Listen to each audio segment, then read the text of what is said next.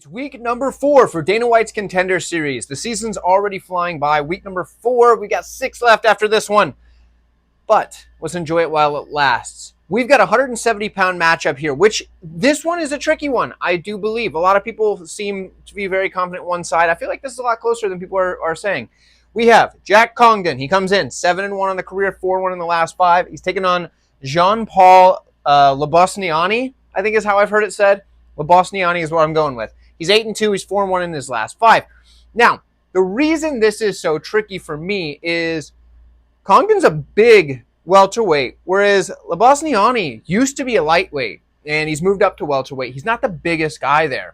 And since his style is more grappling-based, it's tough to get those bigger guys down. But let's break down skill for skill and see how this adds up. So for Lebosnoyani, he's a decent striker, right? He's got good lateral movement, pretty good kicks at range, and decent dirty boxing when he gets in tight.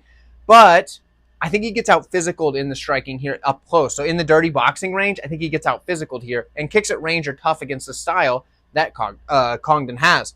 For the grappling, though, this is where he's going to have to get his success. He has decent takedowns, but if he gets the takedown, that's where he's the best. He's got good transitions. He's active from bottom. He's got good scrambles. His submission arsenal is really solid, and he's very quick to attack those submissions. He needs to get this fight to the mat to look like the rightful side, right? So if he can do that, I think he's going to have a lot of success. But on the other hand, for Congdon, dude's a good striker. He's got kicks to all levels. He fights in that like Taekwondo karate style stance, and it helps in a lot of ways, but not so much in others. It's really good for the kicks.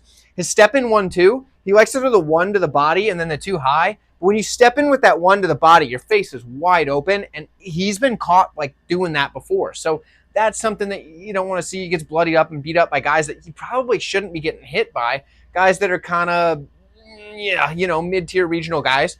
So that's not great, but he does have a lot of good things on offense. And the barrage that he has when his opponents get backed up to the cage, it's very solid. Like, this guy will get you back against the cage, and then it's just bop, bop, bop, bop, bop, bop. He's just like a machine gun going at you. That's what you like to see. But his hands do drop as the fight goes. They start about here, and then they start just getting lower and lower and lower and lower and lower, and then they're about here.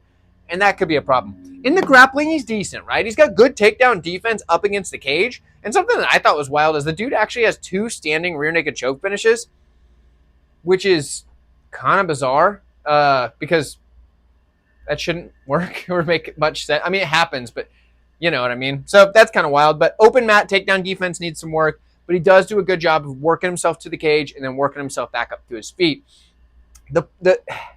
This is a tricky one. Like I said, there's a real chance Congdon just outsizes Lebosnoyani when he starts shooting his takedowns and keeps this on the feet and wins this fight impressively.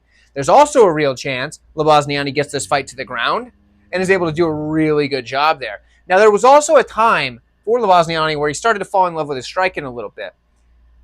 And I almost took Congdon here until I watched Lebosnoyani's most recent fight a second time and said, because I usually start with the most recent work backwards, and then I looped back to it to say, okay, because I was working in his progression backwards, of course. So then I was like, okay, I got to rewatch that last one because I'm leaning Congdon here. And then I was like, well, let me look at the last fight. And that's what brought me to Lebosnoyani, is because he was more willing to engage in the grappling there and got away from the falling in love with the hands and stuff like that. So I'm going to take him. I think he's more skilled overall, and I think he has more upside. But at the same time, I do see a real world where Congdon can just outmuscle this dude on the takedown entries and pick him apart at range. I'm going to take Lebosnoyani, but this is a really tricky one by my estimations for that reason.